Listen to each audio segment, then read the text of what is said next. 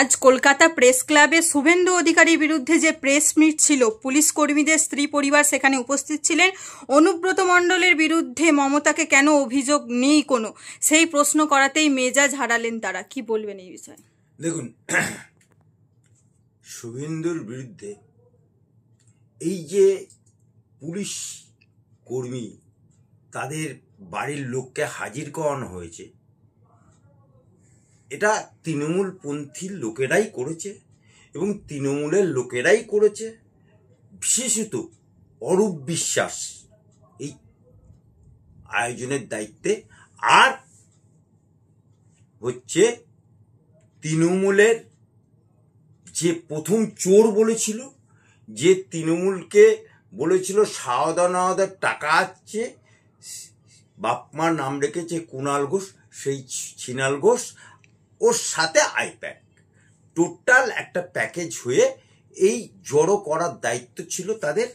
এরা জড়ো করেছে এবং এদেরকে প্রেস কনফারেন্স হবে বলে ডাকেনি, তাদেরকে ভুল বুঝিয়ে, ভুল বার্তা দিয়ে, যেমন এর আগে নেতাজি ইন্ডোর স্টেডিয়ামে মমতা ব্যানার্জি সব ইমামদেরকে, মুয়াজ্জিনদেরকে ডেকেছিল, তোমাদের নাকি 10,000 টাকা করে ভাতা দেওয়া হবে বলে সমস্ত ইমাম মুয়াজ্জিনদেরকে ডেকেছিল কে?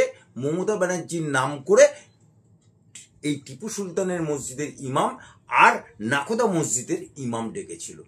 কিন্তু পরবর্তীকালে দেখা গেল যে 10,000 টাকা তো দিলই না, উল্টে 500 টাকা, এক পো দুধে 7 পো পানি, তবু দুধে টানাটানি 500 টাকা দিয়ে বিদায় করলো। আর বিরিয়ানির প্যাকেট নিয়ে মোচো মানে অর্থাৎ যারা ইমাম মুয়াজ্জিন, ইমাম মানে হচ্ছে নেতা, তারা বিরিয়ানির প্যাকেট নিয়ে কাড়াকাড়ি।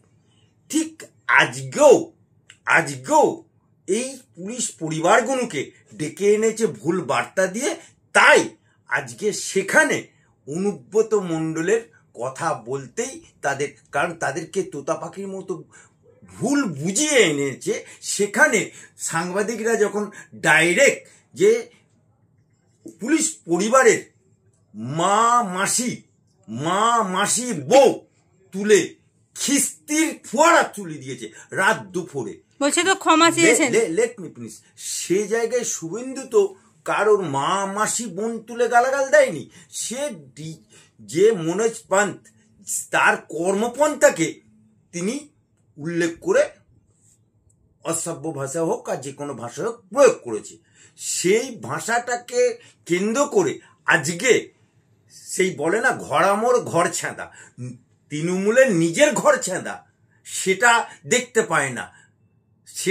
পায় না। আজকে অনুব্রত সমগ্র পুলিশ জাতিটাকে, পুলিশের মেরুদণ্ডটাকে, পুলিশদের বউদেরকে, পুলিশদেরকে মা বোনকে ইজ্জত নিয়ে খিস্তি দিয়েছে। সেই খিস্তিটাকে হজম করার মতো ক্ষমতা পুলিশের কোনো বউ বা পুলিশের কোনো মা সহ্য করতে পারে না। শুভেন্দু তো কারোর বাপ মা, বউ বা মা তুলে গালাগাল দেয়নি।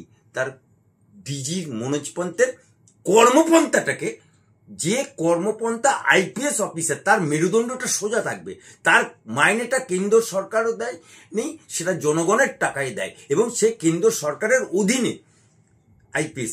সেই আইপিএস আজকে মনোজ পান্ত বাঁচাও সাধু বাবা বলে মমতা ব্যানার্জি বাঁচাতে পারবে না বলে আজকে দিল্লি ছুটেছে।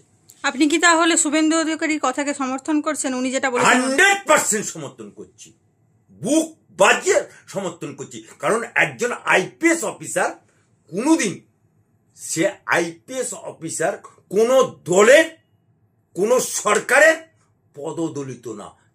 তার কানুন রক্ষার জন্য তার মাইনে জনগণের ট্যাক্সে হয়, তার মাথার উপরে লেখা থাকে সত্য মেব জয়তে।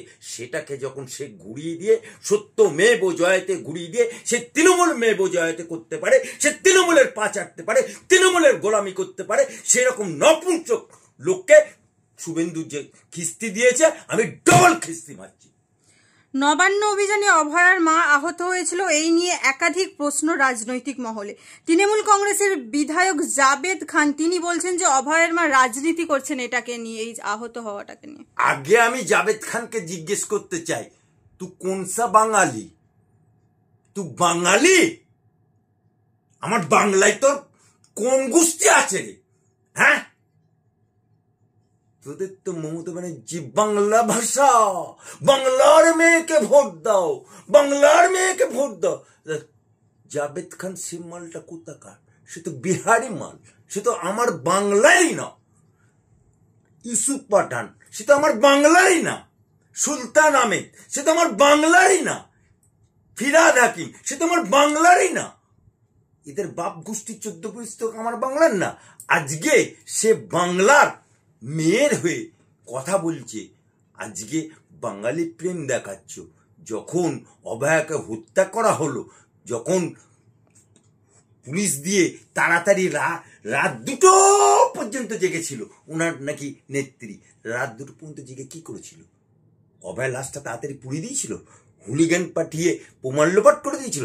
এই জন্য তো সিবিআই কোনো প্রমাণ রাখবে না বলে তাড়াতাড়ি লাশটা পুড়িয়ে দিয়েছিল। প্রমাণ রাখবে না বলে হুলিগান পাঠিয়ে সমস্ত প্রমাণ লোপাট করে দিয়েছে। দিয়ে সিবিআইয়ের গায়ে দোষ চাপাচ্ছে, দিয়ে আবার বলছে ফাঁসি চাই, ফাঁসি চাই। ন্যাকামো সাজার জায়গা পায়নি। আমি একেবারে অন্যদিকে চলে যাচ্ছি। রাজনীতি এবারে স্টেশনের নাম বদলের কাছে চলে গেছে। শিয়ালদা স্টেশনের নাম বদল নিয়ে উত্তপ্ত রাজ্য রাজনীতি। সুকান্ত বনাম কুণাল, কি বলবেন?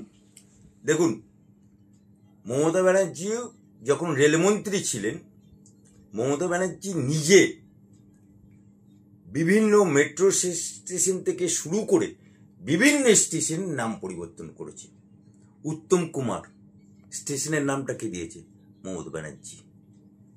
গাড়ি সিঙ্গুর আন্দোলন গাড়ি নামটাকে দিয়েছে মমতা ব্যানার্জি। কার আমলে? সেই বিজেপি সরকারের রেলমন্ত্রী থাকাকালীন।